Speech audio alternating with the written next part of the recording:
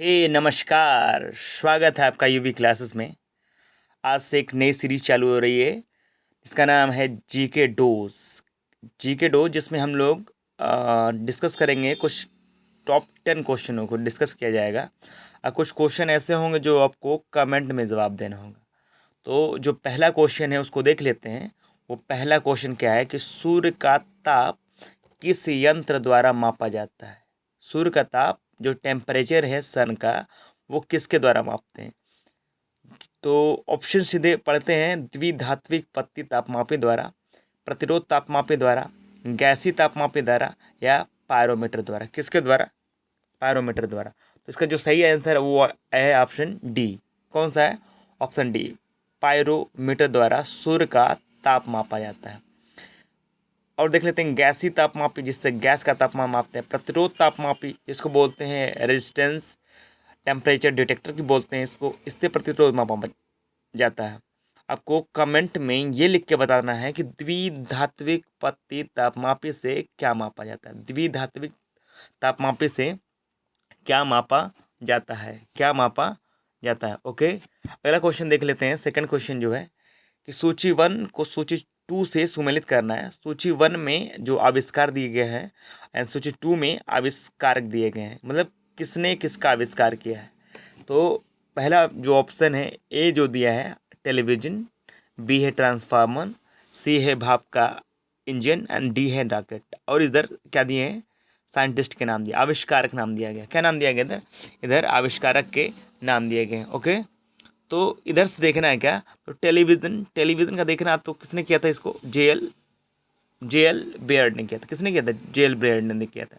अब देखिए ट्रांसफार्मर यदि आपको आ नहीं रहा है तो अगला देख लेते हैं कि भाप का इंजन की खोज किसने की थी भैया? इसकी की थी भैया जेम्स वाट। किसने की थी? जेम्स वाट ने की थी। अब बच गया क्या? 2 पॉइंट। तो ट्रांसफार्मर की खोज की थी विलियम स्टैनली। क्या नाम है? William Stanley. और रॉकेट का इंजन है गोडार्ड। रॉकेट के इंजन किसने खोज की है? गोडार्ड ने की है, गोडार्ड। इस हिसाब से आप ऑप्शन मैच कर लीजिएगा। ओके, अगला देख लेते हैं। पवन की गति को मापने वाला उपकरण है। पवन की गति को कौन सा उपकरण मापता है? ऑप्शन ए है अल्टीमीटर, बी है एनीमोमीटर, सी है क्रोनोमीटर या डी है डोजीमीटर। बारी बारी से देख लेते हैं। इसमें अल्टीमीटर की बात करते हैं तो अल्टीमीटर से हम लोग क्या मापते हैं? हाइट मापते थे। क्या मापते हैं? हाइट मापा जाता है। एनीमोमीटर से पवन की गति, या यही सही है। एनीमोमीटर से क्या बनते हैं? पवन की गति, विंड है जो उसके जो मोशन है उसको मापते हैं एनीमोमीटर द्वारा। क्रोनोमीटर, इसको टाइम से मापा जाता है, टाइम को मापा जाता है क्रोनोमीटर से। ऑप्शन डी जो लिखा है डोजीमीटर, इसको आपको कमेंट में लिख के बताना है आपको कि डोजीमीटर से क्या मापते हैं। ओके, अगला क्वेश्चन है, फोर्थ क्वेश्चन है कि गुरुत्वाकर्षण नियम की परिभाषा किसने दी? किसने दी है भैया? नाम देखिए, दो ऑप्शन जो हैं ए और सी, इसमें क्या होता है? बहुत ज़्यादा गुरुत्वाकर्षण नियम की किसने दी है? गुरुत्वाकर्षण नियम की परिभाषा किसने दी है? न्यूटन साहब ने दी है। किसने दी है? न्यूटन साहब ने दी है। लेकिन इसकी जो बात कर लेते हैं, कुछ पॉइंट है जो बात कर लेते हैं। लेकिन इसकी जो नियम था, वो नियम तो दिया था न्यूटन साहब ने, लेकिन जो समीकरण है, जैसे आप पढ़ते हैं गति की समीकरण पढ़ते हैं, कौन क्या पढ़ते हैं भैया?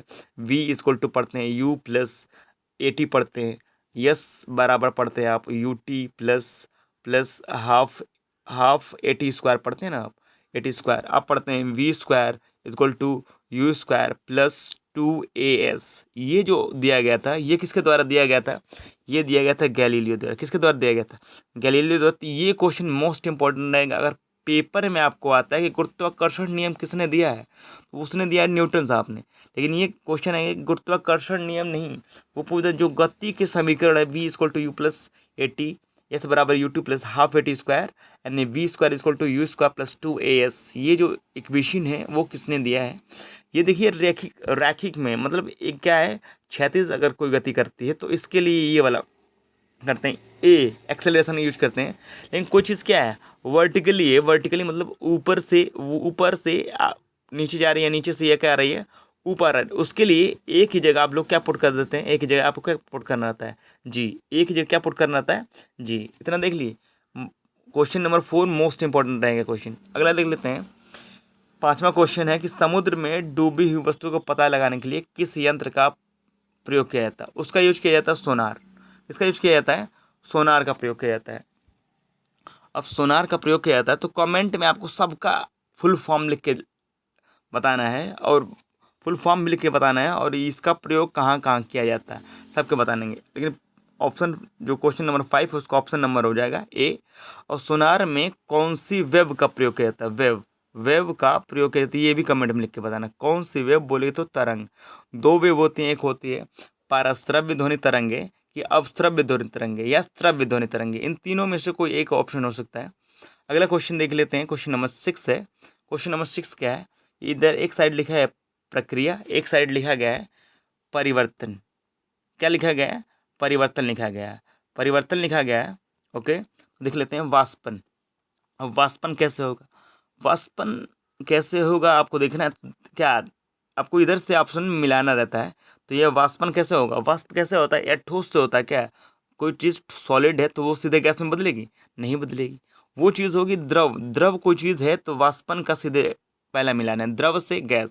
अब ऊर्ध्वपातन की देख लेते हैं, सबसे मोस्ट इंपॉर्टेंट पॉइंट रहेगा, ये कभी कभी डिफिनीशन पूछ जाती है, वाष्प ऊर्ध्वपातन की क्या डिफिनेशन है। तो कोई भी मेटल है या सॉलिड चीज़ है, कोई चीज़ क्या है, सॉलिड है, क्या है सॉलिड, वो सीधे क्या बदल ले, सॉलिड से सीधे क्या बदल ले, गैस। गैस फॉर्मेट में यदि बदल जा रही है, सॉलिड से किधर बदल रही है, गैस फॉर्मेट में बदल जा रही है, तो उस चीज़ को बोलते हैं क्या, ऊर्ध्वपातन। क्या बोलते हैं, ऊर्ध्वपातन बोला जाता है।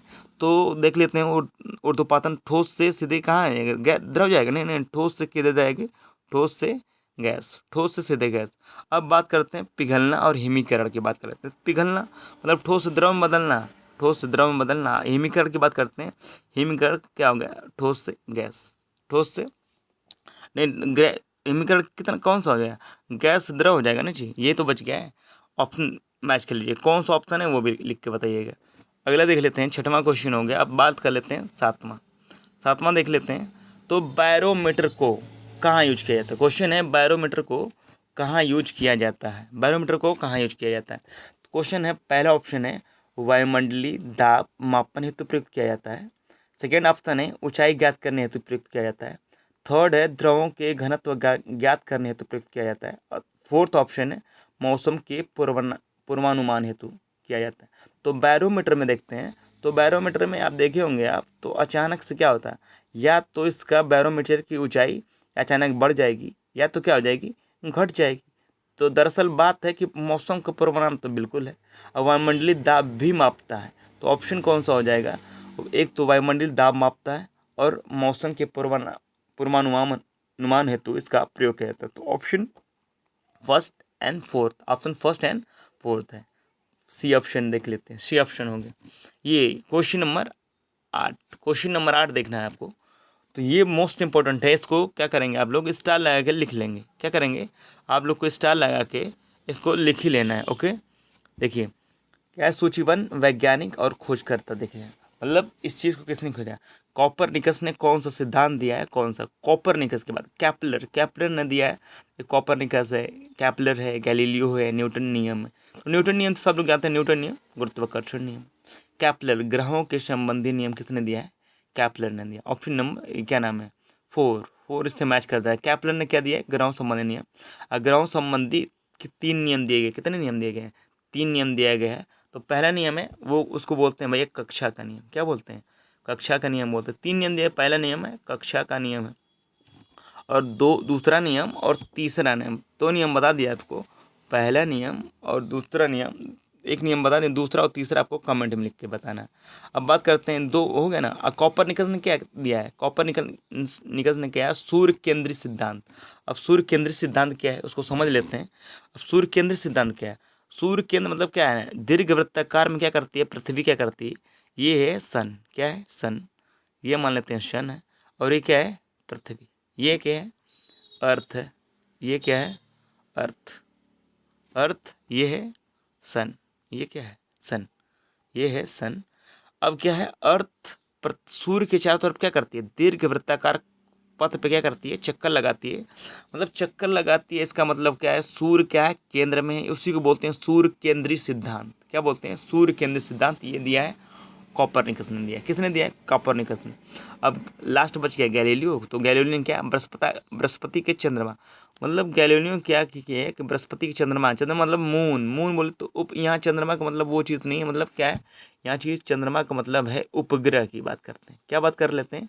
उपग्रह की बात की गई। ओके ठीक, अगला क्वेश्चन देख लेते हैं। अगला है क्वेश्चन कि गुरुत्वाकर्षण नियमों के आविष्कारक हैं। ये क्वेश्चन रिपीट हो गया, देख लेते हैं क्वेश्चन कौन सा था।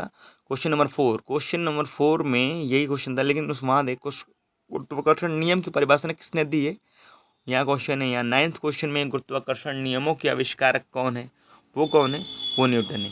क्वेश्चन नंबर 10, क्वेश्चन नंबर 10 देख लेते हैं। ठीक, क्या है, सूची 1 सूची 2 से मिलान करना है। अब इसमें क्या है, थर्मामीटर से क्या मापते हैं? थर्मामीटर से मापते हैं, क्या मापते हैं भाई? तापमान मापा जाता है। बैरोमीटर, बैरोमीटर से ऊपर अभी देखें हमने क्या देखा है, दाब मापते हैं। वोल्टीमीटर से वोल्टता मापते हैं। लैक्टोमीटर से दूध की शुद्धता मापा जाती है। क्या मापी जाती है? दूध की शुद्धता मापी जाती है। अब देखिए यहाँ थर्मामीटर की बात की गई है। क्या बात की गई है? यहाँ थर्मामीटर की बात की गई।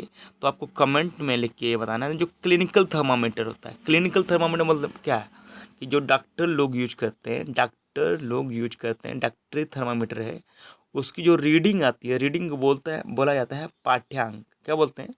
पाठ्यांक। उसकी रीडिंग कितनी होती है, ये कमेंट लिख के बताना है। ठीक, आपने इतना समय दिया इसके लिए शुक्रिया, धन्यवाद।